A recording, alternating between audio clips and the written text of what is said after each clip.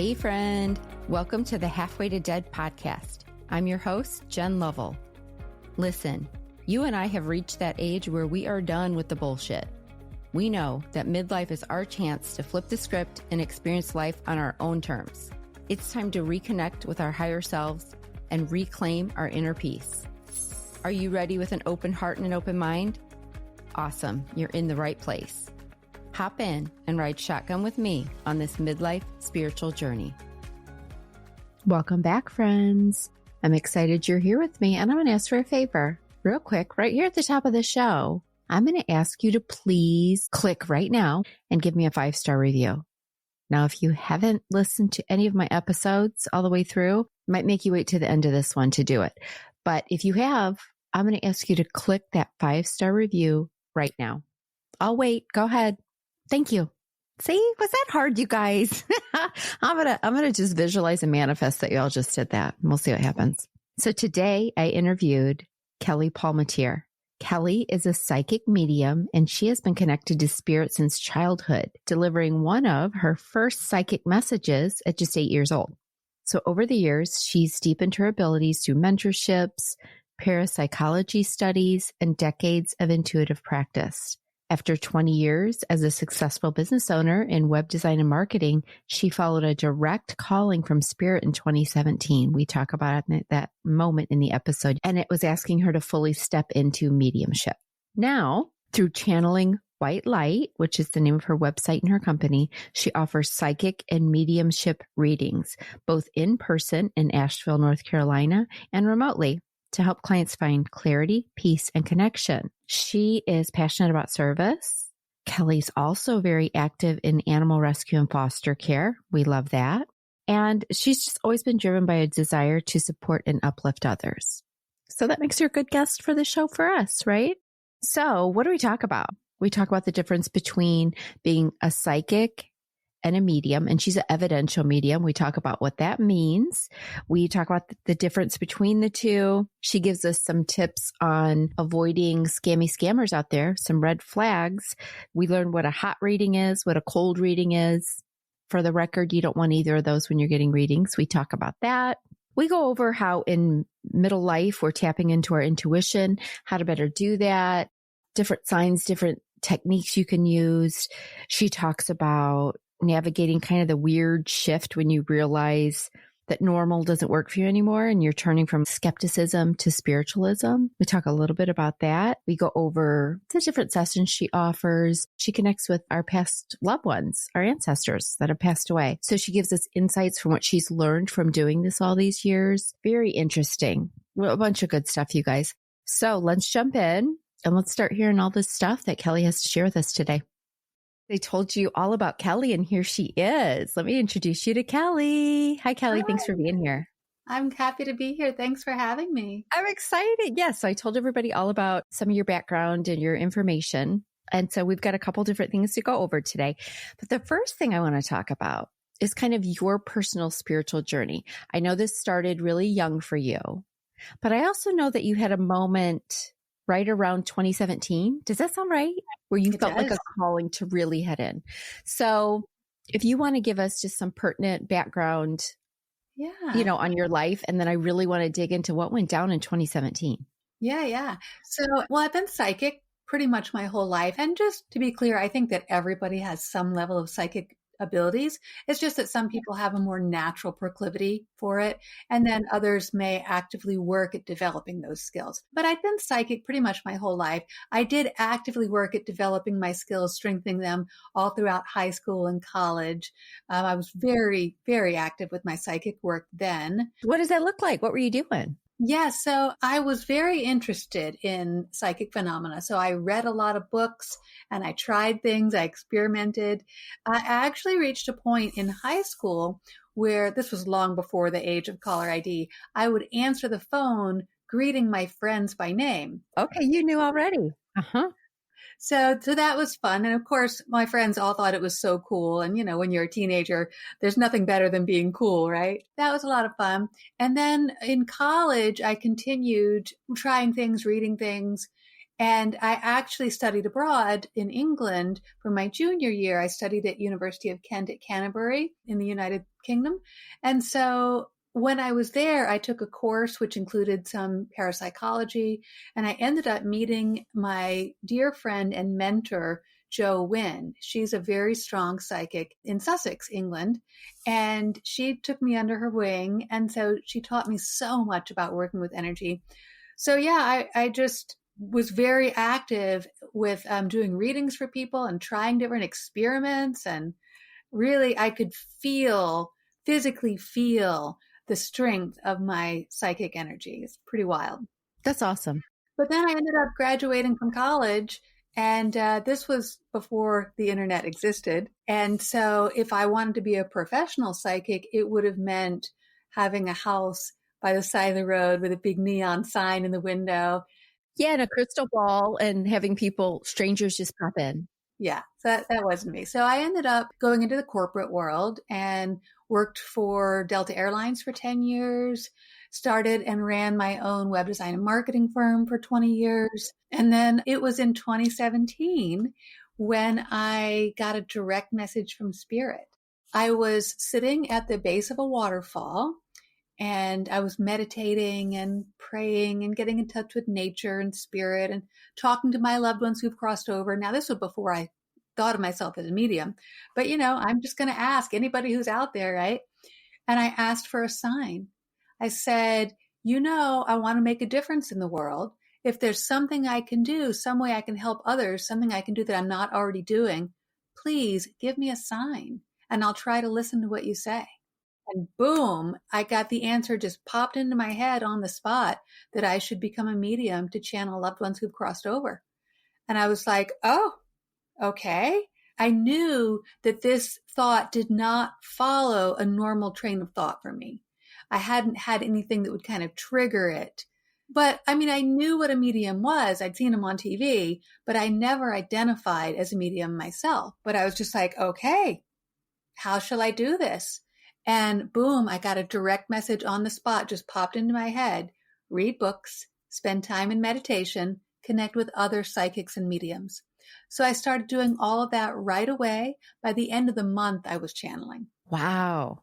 So when you say it just came to you like that, was it a voice? Was it just a feeling? Was it a vision? How did they come through for you? It was a thought. A random thought popped into my head, but I knew intuitively that this was not my thought.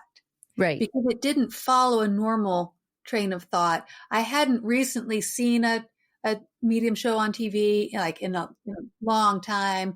I hadn't been reading books. I hadn't been talking about mediumship. I hadn't overheard anyone talk about mediumship.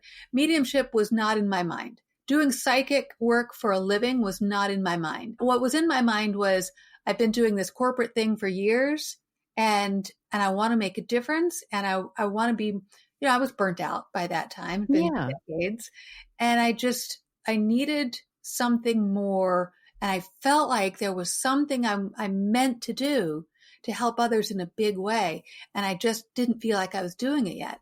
So I was just asking for guidance, and boom, that answer just felt like the mechanism of its delivery was like, oh, I'm having this thought in my head. But I intuitively knew that this thought wasn't my normal brain pattern. Yes. And you were open enough that you knew this was coming from Spirit. Yes. So then you were talking to deceased loved ones by the end of the month. That was quick. Yeah. Okay. Well, and I have to say, in hindsight, I realized that I'd kind of had the ability in the past, but it just, my perception of what a medium was so heavily influenced by Hollywood. And so I didn't really realize that it's just a slight shift in the way it works. That, basically, when you think about Hollywood, what a medium looks like, you think about The Sixth Sense, where the child is seeing the dead people as full body apparitions. Or you think about Whoopi Goldberg in Ghost, right? And you're hearing like full sentences, just like you would have a normal conversation with another human. And so I didn't have these experiences in my history of seeing a full body apparition walk in and then having full sentence conversations with it.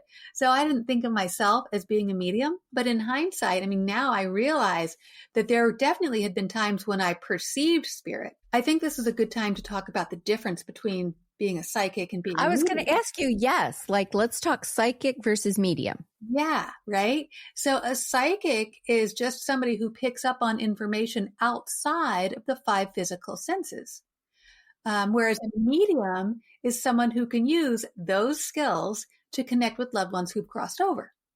So a little fun fact, every medium is a psychic because they use psychic skills, but not every psychic is a medium because they don't always use those skills to connect with loved ones in the afterlife. Which category would people fall who channel not past loved ones? They channel other things. They channel angel wisdom. They channel your spirit guides. They channel aliens. I don't know, whatever they're channeling. Which category are they?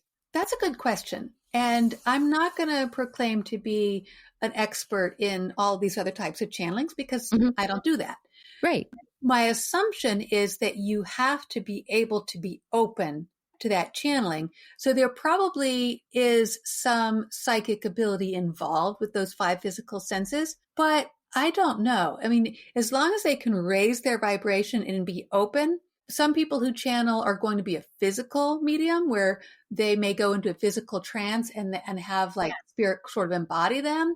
And in that case, I don't really see that they have a need for clairvoyance, for example, because they're not visually seeing something. They're allowing that entity in. So that's my best answer, but I don't really claim to be an expert in that. Yeah. I mean, because basically for any of this, what you're doing is opening up and getting to the right vibration to meet what you're channeling. Yes. So obviously if someone is channeling angels, they have learned how to meet angels at their vibration. That's exactly right. That's exactly right. Yes. When I'm doing a mediumship reading, I have to raise my vibration and spirit has to lower their vibration. Then we'll meet somewhere in between. And then I pick up on little tidbits, little flashes of information. I convey that to my client and hope that it makes sense. Yeah. Are you seeing images? Like, are you seeing an apple and things like that?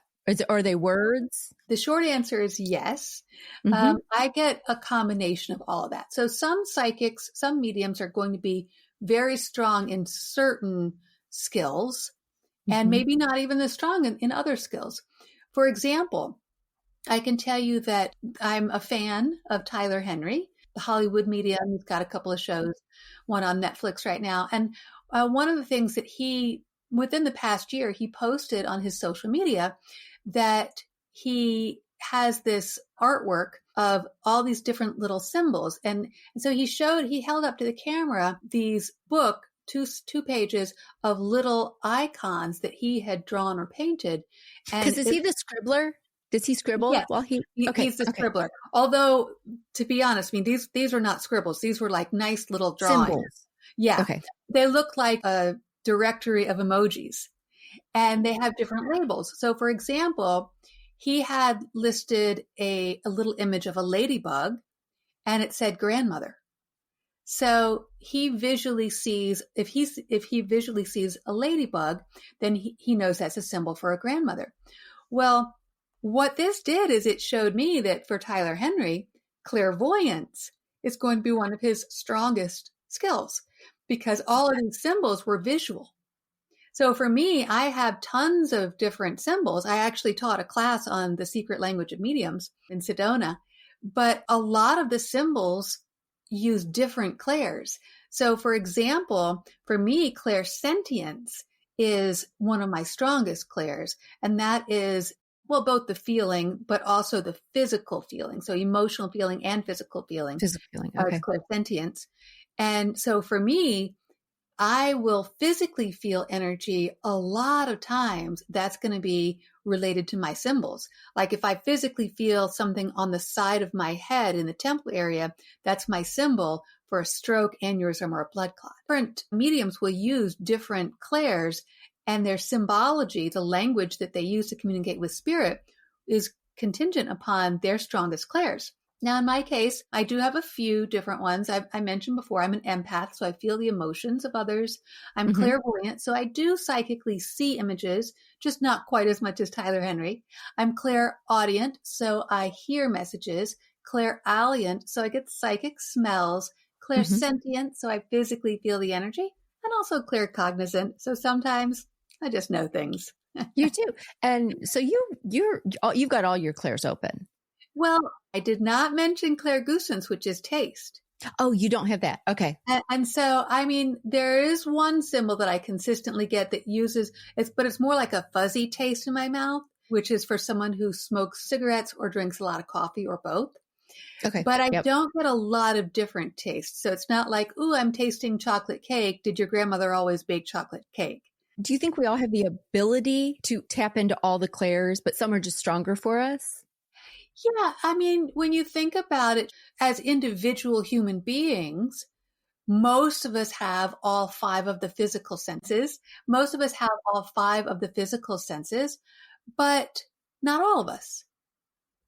We have some people who are born deaf or blind, and certainly in the physical world, some of us may really have we may be very visually oriented, or we may have a real ear for things. And there are different types of mediums, and you're an evidential medium. So tell everybody what that means. Yeah. So if you're going to see a medium, in my opinion, it's important that it's an evidential medium. That just means that I pick up on details that help validate that it really is the person that you think is coming through, the person that you want, or who is coming through. Anybody can say, oh, I'm getting an older female and she loves you so much and she's proud of you. That's very general and it may be accurate, but there's nothing evidential about it. And what we find is that if you bring through strongly evidential information first, then when you get to the messages of the heart, she's so proud of you, then it's really meaningful. Yes, because you're like, nope, that was definitely grandma. Yeah. And so in my case, as an evidential medium, I'll pick up on details such as a spirit's appearance, their personality, how they passed, inside jokes or family memories. And I even get exact names in about 60% of my readings. So then we kind of know who you're tapping into. And Lou had told me, because I had my combo reading with her yesterday, you guys, from when we were recording this. So I had people come through for me and all of that. But you do names, but they kind of tell you a little bit how they passed. Like you were saying, if you feel something on the side of your head, that's usually stroke, brain injury. It's usually the way they passed. And so that's kind of how my dad came through for you, because my dad had passed away from a stroke. And then you had said, did he also have heart problems? And I was like, absolutely. So no, these are the evidential she's talking about, you guys. So it comes to with things that really, she doesn't have a way of knowing necessarily what that is. And she's a stickler, you guys, about not telling her stuff. Let me just tell you, because a couple times I screwed up and I was saying, yeah, that's Grandma Lucille, like whatever. I would say a name and you were like, I would ask that you don't tell me any names. And I was like, oh, geez, I messed up. So she doesn't really want you to tell her anything. Like, okay, you don't have to reveal things. The thing is, I mean, if I pick up, like say, for example, the stroke and the heart, because I picked those things up, you were able to know, oh yeah, that is my dad, because those two things specifically apply to him. But if you had said, I want to talk to my dad. He died of a stroke, but he also had heart issues. Then I might get my symbols for the stroke or the heart, but I'll say, oh yeah, now I'm feeling the stroke. Oh, I'm feeling the heart.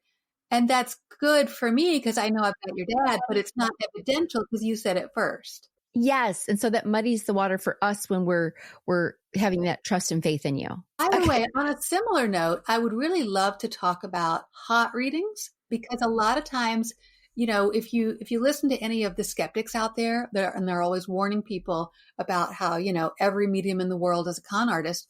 And obviously I don't believe that, but I do understand that there are some who are.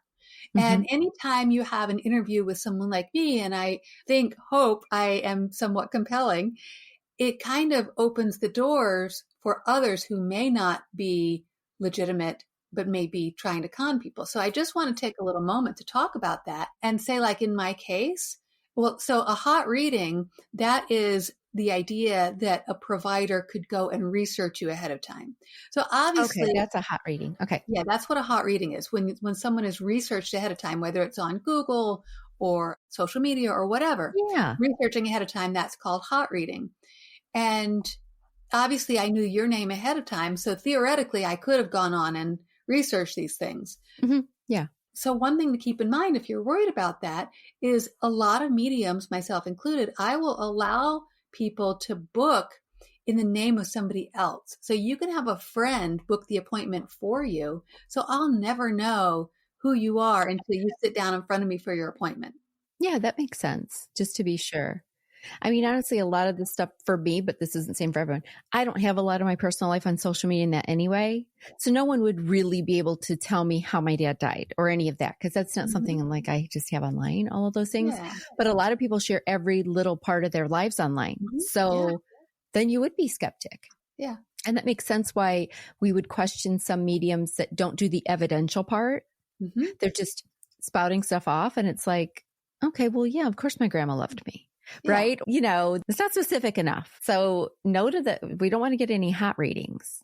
Yeah. So there's one other thing that I want to talk about, and that is what is cold reading? Because a lot of the skeptics will be like, well, that's fine. But a lot of these con artists will use cold reading. Well, cold reading is when somebody throws out something very general and hope that it sticks, or, which obviously we've already talked about that, or when they see you and they're picking up on little details and making guesses based on your appearance. So for example, you know, I might look at you and say, okay, she's got blonde hair, very beautiful, ages very well. So I might say, oh, I'm seeing a grandmother, and in her prime, she had light hair and she was so beautiful, even as she aged, you know.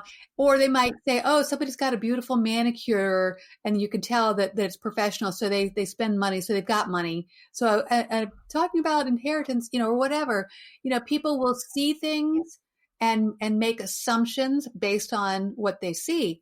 So if you're worried about cold readings, one of the things that you could do is you could book a phone reading so that the provider doesn't even see you. Yes, because for clarification, this does not have to be done in person, because what you're picking up on is the vibration, and that's coming partially from our voice, right? That's why it works on the phone. Because I know a lot of people say, like, I don't trust it through a computer or on a phone. Like if they're not in the room with me, how is that real? Yeah, that's a good question. So there have not been a lot of scientific studies around how this actually works. So I can tell you kind of some guesswork, but you know, nobody knows for sure. I don't necessarily think that the connection is from the voice. I think the voice is one of the ways that you can connect with somebody.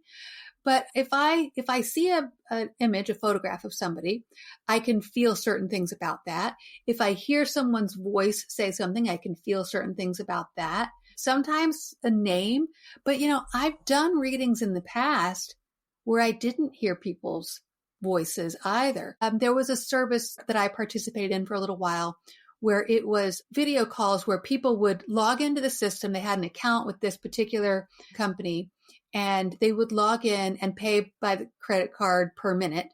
And then they would come to me. They could see me, they could hear me, but I couldn't see them or hear them. And they would type in a chat window questions.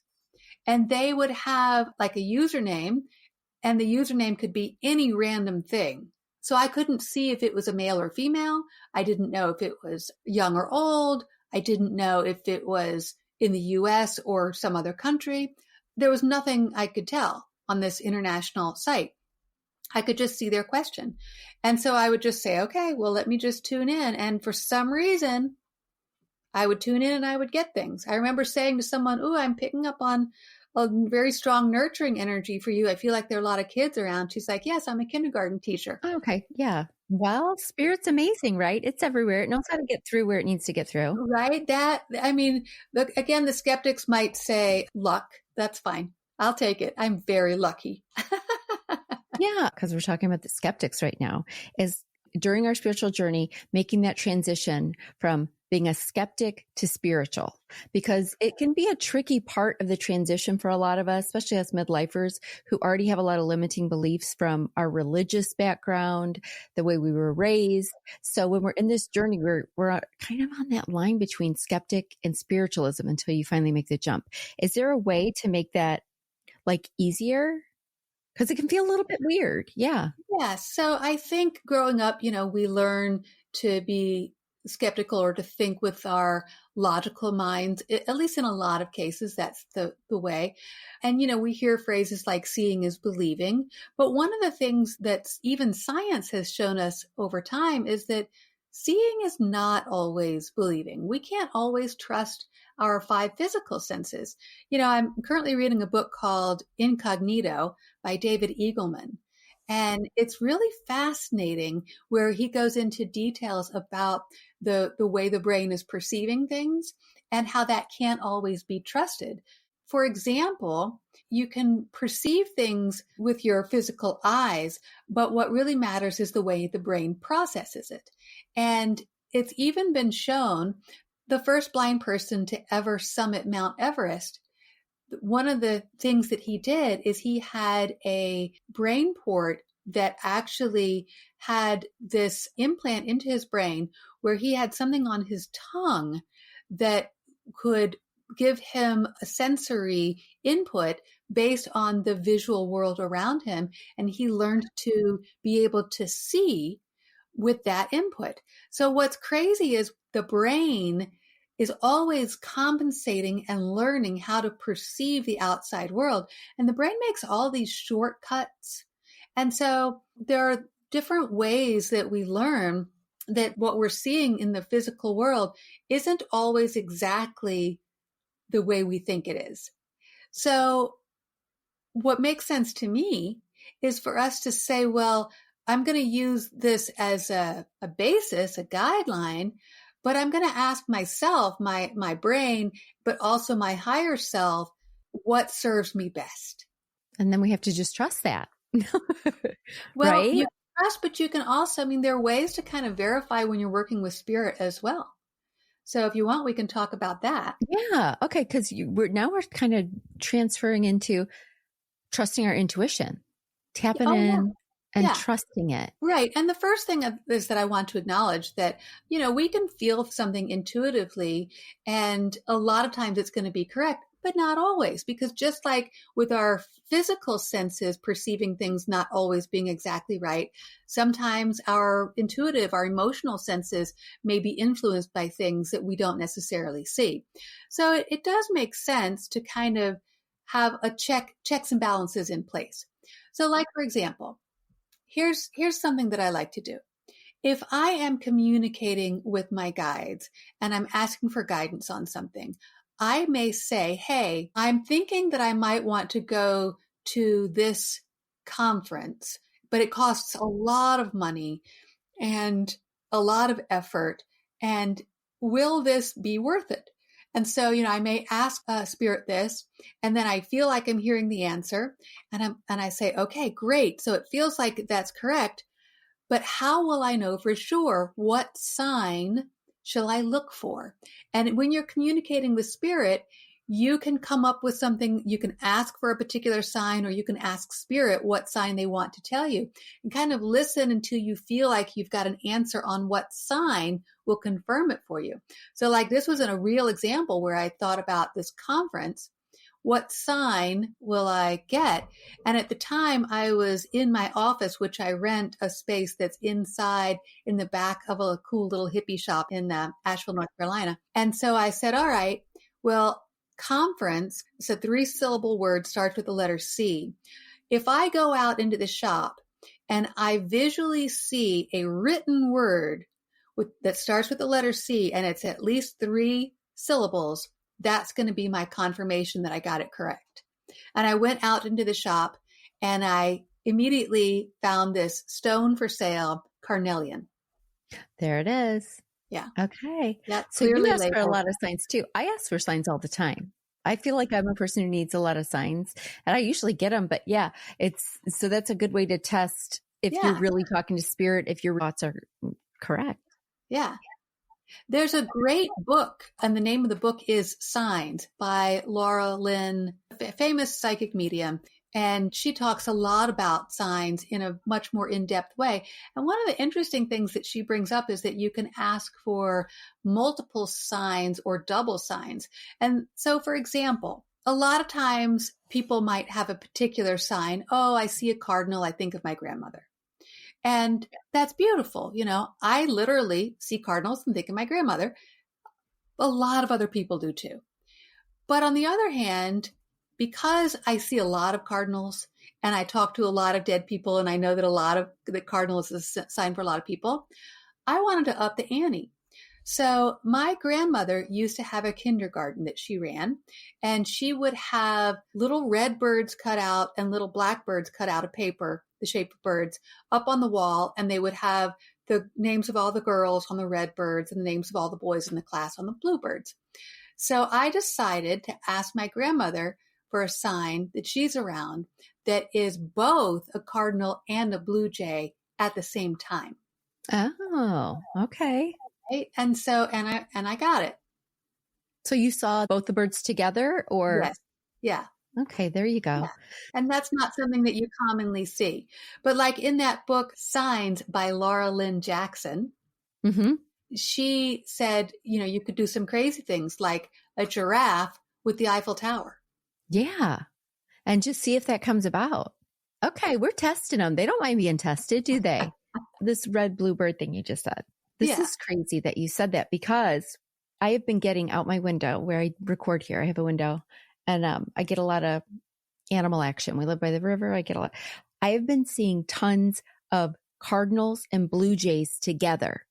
I mean, like all the time. I can look out in these trees outside there and I can see a red cardinal and a blue jay.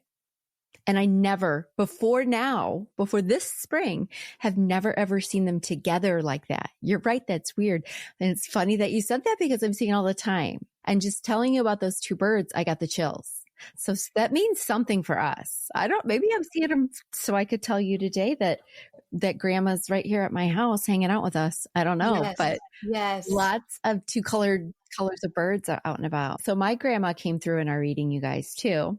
And I don't even know. This is funny because I don't know why. Whenever she's come through in readings with anyone, she brings up these pearls.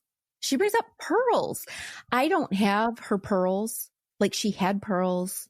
Most of our grandmas had a set of pearls or something, right? That was a thing. But I don't have them. And for the life of me, trying to figure out why she really wants to talk to me about these pearls. So I got to figure that out next. But every single person says the same thing.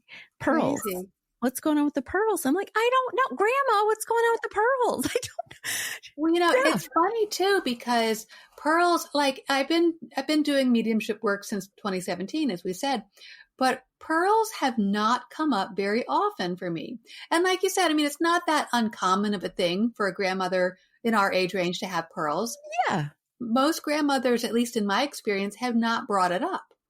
So, you know, for you to have all these mediums, it makes me, the skeptical side of me wants to say, oh, that's something all mediums say, because most ladies of that age, you know, would have had pearls. Yeah. But I'm thinking that's maybe the second or third time I've ever brought pearls up.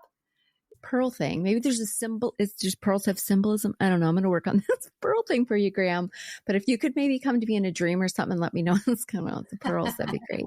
Anyway, that was another thing that came through. So when I was with Kelly, we did the mediumship part where we connected with past loved ones of mine. And then as part of the combo, she does like just a psychic reading, and you can book these separately. You don't have to do both. If you're just interested in one, you do one. So for the other, we started out with tarot, right? So tell us a little bit when you're doing your psychic reading.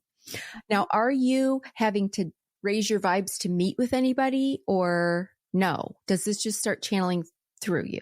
Right. So for tarot, I mean, I have to raise my vibration enough to really be focused, right? And to be open to getting information from the energy as opposed to just reading the cards. So there is that. Now, it's interesting, you know, when you bring up the cards, I like to just point out, you know, tarot cards are just one of many, a long list of what we call divination tools. So tarot cards, a pendulum, palm reading, a crystal ball, these are all tools that a lot of readers will use to kind of get little clues about somebody's life. But now in my case, whenever I'm doing a psychic reading, typically I'm going to use a combination of reading the tarot cards and just tuning in directly to the energy. But I don't actually require the use of tarot cards. I can do a full reading without the cards at all, just by tuning into the energy. But what I find is that I enjoy using the cards because they will give a slightly different feel to the reading, and they can also kind of back up what I'm picking up energetically, or they can kind of keep me in check. So for example, like in my case, when I'm doing a psychic reading, I start off telling people what I'm getting directly from the energy without turning over a single card. And then I'll lay all the cards out. And so it's funny, sometimes the things that I have talked about from the energy, boom, all of a sudden the cards are representing that very thing. So that's kind of interesting, the way the cards can kind of put into writing what I'm picking up energetically. But also, to be fair, I like the way they can kind of keep me in check. So for example, I might say, well, I'm picking up on a masculine energy, but the cards can show me, oh, it's the king of air instead of the king of water. So that means this is someone who's going to be a little harder to deal with. Or the cards may say it's someone who's, emotional like I was feeling, so the king of water, but look, it's in your past. It's not in your future, or something like that. So the cards kind of, they back me up, but they also keep me in check. So I personally, when I do psychic readings, I like to use both, but I don't require both. No, you can tap in whether you use the cards or not. But like you said, it is very interesting too to see what cards come up. And you do a special technique because you touch each card at the very beginning. Mm-hmm. And then, okay, so is it just when you're reading women, you pull out the 4 queens? Would you pull out 4 kings if it's for men? Or how does that work? That's a good question. So it's a little bit different. I've never seen any other reader. I learned this from my mentor. I'm sure there must be somewhere people who do this, but I'm the only one that I've seen do this other than my mentor, where I go through and I individually touch each card in the deck as I get started. And I do that for a few reasons. One is it's an easy way to psychically clear the deck of any energy residue left over from previous readings, but it also gives me a chance to pull out the 4 court cards that I will offer to have my client choose one of those 4 court cards to represent them. So yes, in the case of a female presenting as a female, then I'll pull the 4 queens. Mm-hmm. Male presenting as a male, I'll pull the 4 kings. Now in my case, I do allow people to specify their pronouns when they book, if they want to specify they, them, in which case I'll say, hey, do you want me to select from the 4 queens or the 4 kings, or we can put all 8 out. You can choose one of those because people choose blindly. So it's just kind of see what the energy has them pull. Yeah, because we pulled the 4 queens and I picked number 3 and then she tells you all about what that card means. Then you go through each card and kind of talk about what that means. One is future, present. I don't know all the things about tarot, but she does. Yeah. So that's all we need. But all right, so we go through that. And then when we're done with the cards during that reading, whether she's the cards with you guys or not, then you just start tapping in, right? Are you connecting with our spirit team, your spirit team, angels? Who's all coming in for you? Yeah. So in that case, I really just kind of open myself up. And so I feel like for the most part, I'm perceiving the energy of my client, but I certainly have had times when I'm doing that, perceiving the energy of my client, and then I'll get a pop in from spirit. So I know that just the way I'm opening myself up does allow spirit energy to come in. And I feel like our spirit guides could be at play, but I don't have anything evidential to confirm that. Okay. Yeah. No, she's a stickler for the evidential, guys. She's not just going to throw stuff at you if she doesn't think it's real. Yeah. No, because you even during part of mine, you held back a little bit because like you say at the beginning, I'm not going to tell you anything. She's not going to tell you guys anything that would be negative to your life or detrimental, or just in case anyone out there is scared, you're not. Guess what? You're going to die in 6 months. There's none of that going on, you guys. She's not telling you that. She's not going to say, hey, guess what? I am getting that you need to divorce your spouse. No, those aren't the things coming through. They're beneficial for us. Now, and I had someone come through and you weren't sure if I would want to hear from that person or not. So you were like, well, I don't know if I should filter this out or not. So you do a little filtering, right? If you feel so inclined. And so there are two different things that I want to talk about here. So when I remember that situation where I didn't exactly filter it, but what's happening is in my mind, I'm communicating back and forth with spirit and I'm asking, is this right? Is this right? Do we want to say this? Yes, no. And so what happened with that one particular spirit was based on a previous conversation you and I'd had, my Kelly brain thought, oh, I don't know if she wants to hear from this person. And so I just kind of said, oh, is this appropriate? And I was like, oh, that's not quite right. All right. Well, I'm not sure about that. And then I heard from somebody else. So I just went on. Yeah. So we moved on. And then when I came back to it, you were like, oh, I wasn't sure. And I was like, oh, no, that's a different person we were talking about. Yeah. No, so I want to hear from that one. Yeah. My point is I didn't exactly filter it. I'm just kind of feeling for, is it right or not? But now I do want to talk about how that applies to the psychic readings. So whether I'm doing psychic work or mediumship work, basically anything I do, I work in the realm of light. So yeah, I ask for only positive messages that serve highest good. Now that actually doesn't mean that you won't hear anything bad. But what it means is you will only hear something bad if there's a benefit to you to know it. If it's in your highest good and you're ready for it. Yeah, if there's some benefit that you need to hear this. I mean, I always ask that each person hear exactly what they need to hear that serves highest good. Doesn't necessarily mean it's what they want to hear, but what they need to hear that serves highest good. So it could be that something challenging, use the example of, leaving your husband. Well, that's a really big decision. And I'm not the one to make that decision. You are. But if I'm getting something where staying with your husband is detrimental to you, I might say what serves highest good. So I might say something like, oh, I'm feeling a heaviness there.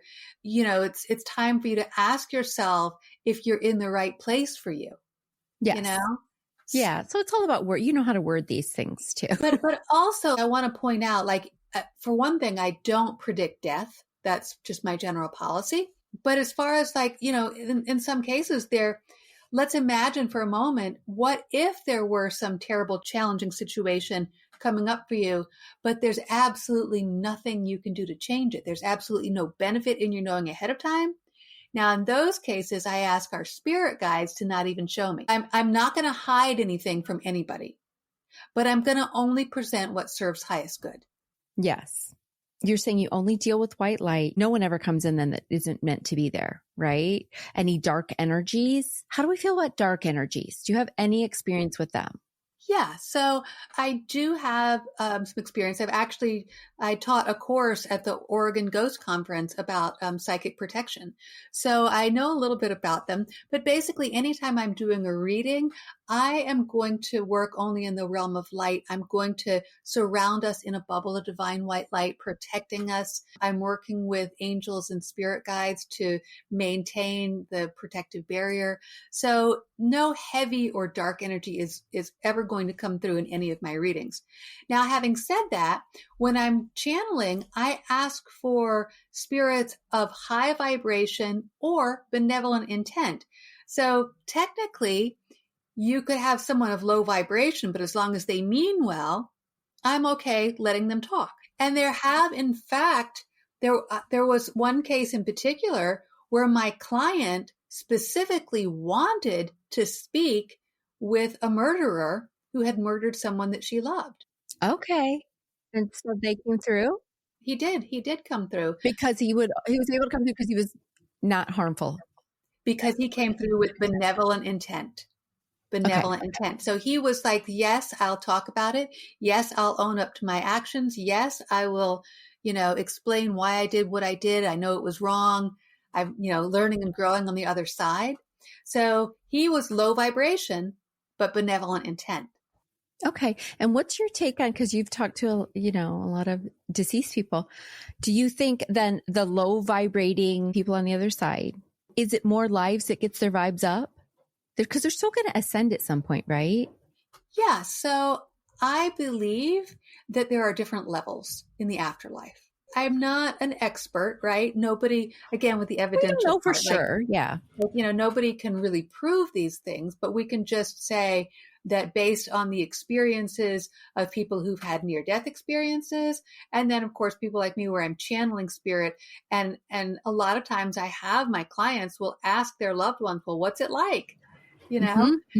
So based on that information, my personal belief system is that we do have different levels.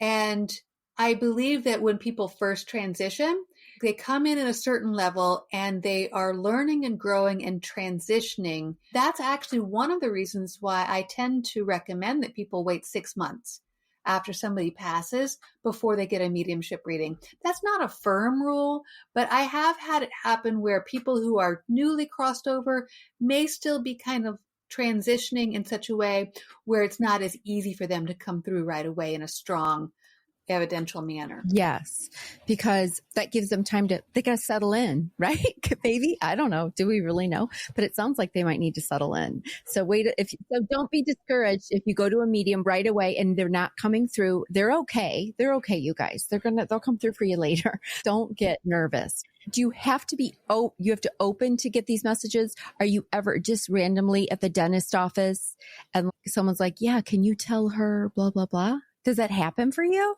Yeah, that's a good question.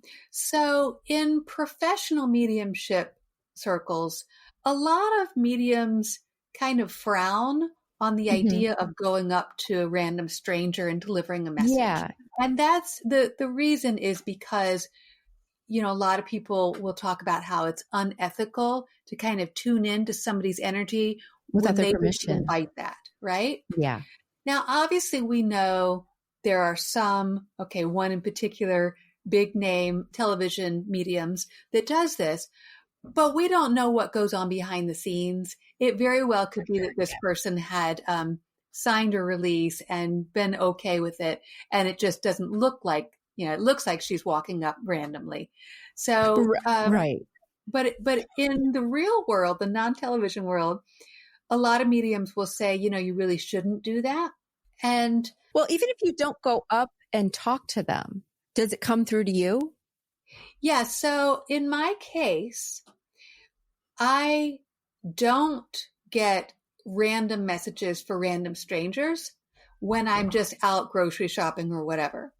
However, I have had things happen before when I'm with somebody and I'll get something where we're interacting and it's not like a total stranger, and I'll pick up on something and then I'll feel like, oh, I feel like I should convey this. But what I do is I'll ask them, hey, is this something that you want to hear? Yeah. So that has happened before. And more than likely, they're going to say yes. Like if you asked me, I'd be like, yeah, I got to know. That'll eat at me if I don't know who's around and what they want from me. But, you also want to be aware of that. If somebody approaches you, that actually can be a red flag. Because when you think about the con artists, they don't have the reputation. They don't have all these people referring them as repeat customers and that sort of thing. So a lot of times they're looking for one and done customers. They just want to make their money. Yeah. Yeah. And especially if you ever have someone come up and claim that they're getting some message for you and their spirit is in any sort of distress, that's a red flag. No. No, if they because come up we're and not they in say, distress. oh, your spirits are angry with you. You need to get a reading with me to fix it. Oh, your spirits are stuck. They need help crossing over. No scare tactics, or that's probably a scammer. Because have you ever encountered any spirits that are stuck, or is that just a movie thing? Yeah, so I'm not an expert on this. And obviously, since I work only in the realm of light, that's going to prevent that type of exposure, right? But what I will say is I'll go back to that feeling of levels. And there are spirits that are a lower vibration in the afterlife, and they're still kind of transitioning. I see this, for example, for people who have taken their own lives, right? And, that's kind of, there's some religious superstition around that, religious dogma that says, that they're going to be in purgatory and that's, in my experience, not accurate. But I do feel that for people that take their own life, the transition period that they go through does seem to be a little bit longer. They're definitely setting themselves back in the learning and growing that they went to Earth to achieve. Okay. But they're still fine, you guys. If you know anyone who has taken their own life, they're beautifully on the other side. They're back in God's love. This is my belief. They're back in God's love. Everything's fine. Right? Yeah, absolutely. And they're surrounded by other loving spirit guides, to get them through this. Yep. So, and raise them back up. The family, loving family, angels, spirit guides, they're surrounding them and supporting them. Yes. Through a difficult transition. Here's my opinion. This sounds like this might be your opinion too. There's no burning in hell, right? Right. Everyone I've talked to says the same thing. So I just want to double check with you, but forever, all my skeptics out there, like, of course there's hell. No, there's not hell. I think we're in it right now, honestly. Earth. It's called Earth, people. Okay. So that's good news. Are there any other interesting things that you've learned from talking with those who've crossed over that stand out in your head, like information you've received over all these years? That's a difficult question to answer. Okay. The nature of the afterlife in and of itself is pretty wild to understand. Now, here's something that a lot of people I have not heard talk about, but I find this very interesting, and I have learned this from channeling. It's not related to the afterlife, but it's related to people who are living here in the physical world, but they may be experiencing Alzheimer's, dementia, cognitive decline. And what I find is that they are not stuck in their physical bodies, that they have times when their spirits kind of pop out of their bodies. Because there have been times where I have channeled living people who have Alzheimer's. And it's happened multiple occasions. So it's really surprised me. Before I was a medium, I did not know that was the case.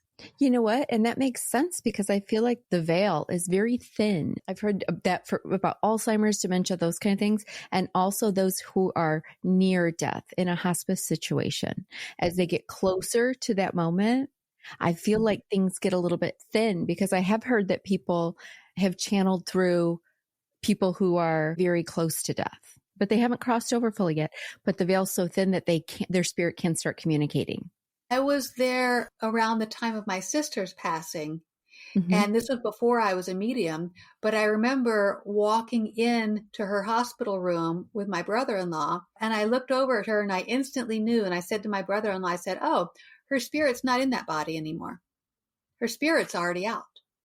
Yeah, it's just a body. And then we went on our way and we were, doing some funeral planning, and we got a call within the hour that she had passed. Yep. Right there. Yeah. It's hard to wrap our brain around all that, but all I really need to know is all good on the other side, you guys. There's nothing to fear. We don't need to fear any of this at all. It's all going to be, it's just beautiful and lovely. And we can still find someone like Kelly to communicate. I plan on finding every medium there is to communicate with my people if I cross over. Be ready, Kelly. I'm coming for all of you. I'm going to be like, no, I need to talk to some people. Cool story about that, actually. When I'm doing my remote readings, I actually video record them. And I caught this one on recording. So it's live on my YouTube channel. One of the excerpts that I have listed is this client of mine. I had been channeling her grandmother, and she said, when my grandmother was in her final days, she kept saying that there was a woman that was there with her. But because of her inability to communicate clearly, I couldn't really understand who that was. And so my client asked me, can she tell you who that woman was? And I said, as soon as you said there was a woman there, in my head, I instantly heard Rose. And my client's like, that was her sister. Oh, she was with her sister. Okay. Rose was there to help her cross over. I love that.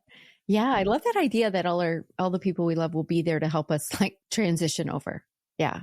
And that we'll be there for then the next people that transition over. I don't know. It's a lot to it is a lot to wrap our brains around, but I love all of it. So for you guys listening out there, if you're thinking about getting any type of reading, okay, you've got the mediumship, you've got the psychic. What else? Do you have anything else that you're offering online right now? So those are the most popular ones. Okay. I do a little service called Psychic Development Mentorship. And that is where I guide people how to develop or strengthen their own intuitive abilities. Okay. And that's a one-on-one thing? Kind of interesting. Yeah, it's one-on-one.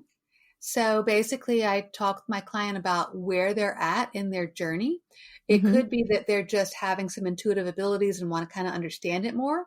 Or it could be that they are having full-blown psychic things and want to build a business. Or it could be, they want to develop their skills more. So there are lots of different, like wherever you're at in your journey of development, I can be there with you and guide you through that. And give you like homework and assignments and ways to really open up and figure out. Yeah, I can tell you lots of things that you can do. Because you kind of, I'm assuming you'd probably have to almost make your own little dictionary. Like when I see an apple, it's like communication. Yeah, so you need a glossary. That one is a little bit farther along when you're talking about the symbols. Because like usually I'll start off, I want to make sure people are strong with their grounding and their psychic protection, their psychic cleansing, all those things that you need to have the basic foundation before you get involved in this sort of thing. This is why we tell children not to play with a Ouija board, not because a Ouija board isn't real. No, you just said that. Ouija board just popped in my head to ask you about, and then you said Ouija board. Yeah, oh my goodness, Kelly. So, all right, so Ouija boards are a no for you. So Ouija boards, they do work. They're a valid tool, and they do work. But I don't recommend that people use them because most people who use them don't have the experience in the grounding and the cleansing, the psychic protection. And so what's happening is you're dealing with low vibrational energy. Okay, so they're lower vibe. That's why they need the Ouija board to come through, because they're on a lower vibe than most of us. Is that right? Yeah, I mean, I wouldn't say that that's why they need the Ouija board, but I feel like when you're dealing with the Ouija board, you're more likely to get lower vibrational entities because you're more likely to be in that low vibration space. You're the user. You're matching with them. Okay, it's about our vibration matching with theirs, like you said before. We got to raise up for the higher ones. Okay, so we don't want guys out there. We probably just don't want to mess with that. Okay, grab the pendulum. There's other things you can do. Don't go straight. But even with that, I mean, like regardless of what tools you're using, it's protection. It's good to implement good psychic grounding, psychic cleansing, clearing, protection. You need to know the basics of how to protect yourself before you start opening up a portal. Yeah, no, that makes total sense. Okay, so you got all kinds of stuff you're offering. I've got all her links for Kelly in the show notes. So if you're interested, if you're listening to her and she seems to be resonating with you, whether you just want a reading, either type of her readings, or you're ready, maybe you are starting to tap in and you're starting to get things coming through and you want to develop that. Sounds like she's a good person for that too. Okay, we got all kinds of stuff going on with Kelly. Forgot to mention, I also do group mediumship readings. Oh, okay. So, you can hire me for a small group, like a family.